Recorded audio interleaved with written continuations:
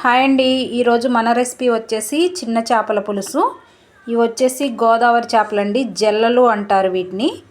గోదావరి చేపలు ఈరోజు ఉదయం బజార్ నుంచి తీసుకొచ్చారు. చాలా బాగున్నాయండి, ఫ్రెష్గా. ఇది మా అమ్మ చేసే చేపల పులుసు స్టైల్లో చూపిస్తానండి. దీనికి కావాల్సిన పదార్థాలు చూద్దాము. ముందుగానే చేపలకి ఉప్పు, కారం, పసుపు పెట్టేసి ఇలాగా మ్యారినేట్ చేసి పెట్టాను. అలాగే దీనికోసం ఆనియన్ పేస్ట్ అండి, ఒక ఆనియన్ తీసుకున్నాను. అల్లం వెల్లుల్లి పేస్ట్, చింతపండు ఒక నిమ్మకాయ అంతా నానబెట్టి పెట్టుకున్నాను. అలాగే పచ్చిమిర్చి, కొత్తిమీర, కరివేపాకు. మసాలా కోసం ధనియాలు, జీలకర్ర, మెంతులు, ఇలాచీ, లవంగం, చెక్క. వీటితో పాటుగా కొంచెం గసగసాలు. ముందు కడాయి పెట్టేసి మసాలా ప్రిపేర్ చేసుకుందాము. ఇందుకోసం కడాయి వేడెక్కిందండి. ఇందులో మనం తీసుకున్నటువంటి దినుసులు ఉన్నాయి కదా, ఇవి వేసేసి దోరగా వేయించుకుందాము.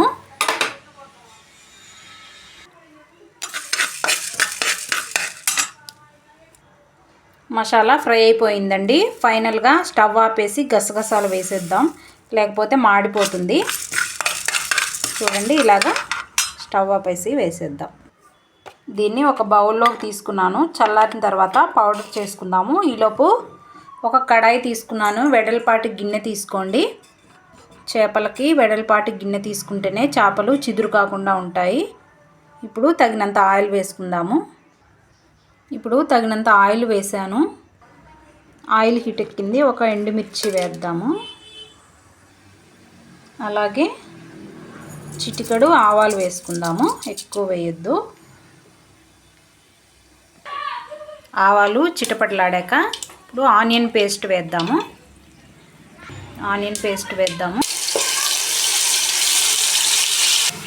అలాగే ఇక్కడ నేను 3 పచ్చిమిర్చి తీసుకున్నాను. కొన్ని చీలికలు ఇప్పుడు వేసుకుందాము.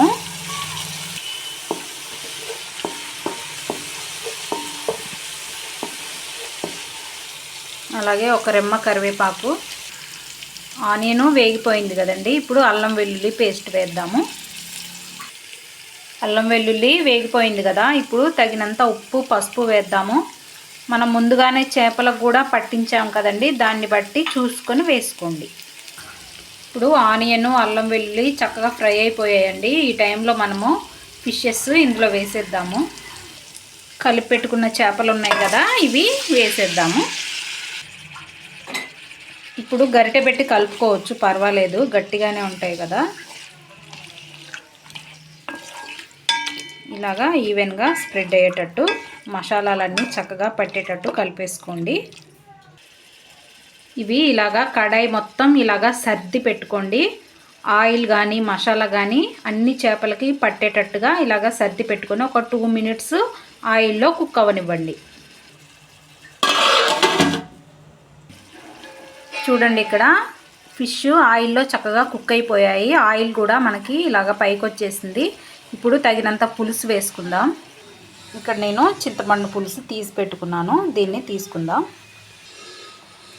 చూడండి, చేపలు కలిపిన ఇదే బౌల్లోకి చింతపండు పులుసు తీసుకొని ఇది అందులోకి వేసేసుకుందాం.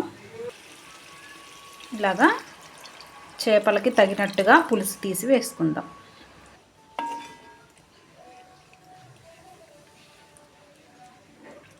ఇప్పుడు పులుపుకి తగినట్టుగా వాటర్ వేసుకోండి. చూడండి, ఇక్కడ తగినన్ని వాటర్ వేసుకొని వీటిని చక్కగా సర్దేసి పెట్టేసుకోండి. ఇక్కడ చేపల పులుసు మరుగుతుందండి.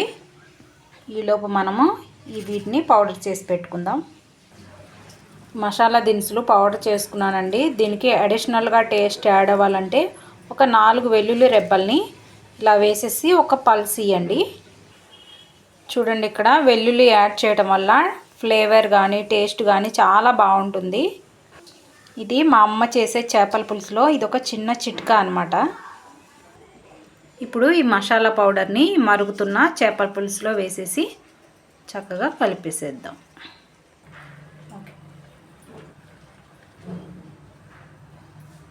ఓకే అండి, చేపల పులుసుని ఎప్పుడైనా ఇలాగా తిప్పుకోవాలి, గరిటె పెట్టి కలపకూడదు, చేపలు చిదురైపోతాయి. కలిపేసాను కదండి. ఇప్పుడు ఫస్ట్ తాలింపులో కొంచెం కరివేపాకు వేసాం కదా, పులుసు మరుగుతున్నప్పుడు ఇంకొంచెం ఒక రెమ్మ వేసుకోండి, ఫ్లేవర్ బాగుంటుంది. అలాగే పచ్చిమిర్చి చీలికలు కూడా ఇలాగా మధ్యలో వేస్తే, పులుసు మరిగేటప్పుడు ఇలాగ వేస్తే ఫ్లేవర్ చాలా బాగుంటుంది, టేస్ట్ కూడా బాగుంటుంది. అలాగే ఒకసారి ఉప్పు కూడా చెక్ చేసుకొని వేసేసుకోండి. అన్నీ మసాలా పౌడర్స్ వేసాను కదండి. ఇప్పుడు ఒకసారి బాగా కలిపేసేసి మూత పెట్టేసి ఆయిల్ పైకి వచ్చేంత వరకు మంచిగా కుక్ చేసుకుందాం. ఓకే అండి, చూద్దామా మన చేపల పులుసు రెడీ అయిందో లేదో. చూడండి, ఆయిల్ అంతా సెపరేట్ అయిపోయింది కదా, పైకి వచ్చేసింది. మన పులుసు రెడీ అయిపోయింది. ఇప్పుడు ఫైనల్గా కొత్తిమీర చల్లుకుందాము. స్టవ్ ఆపేద్దాం.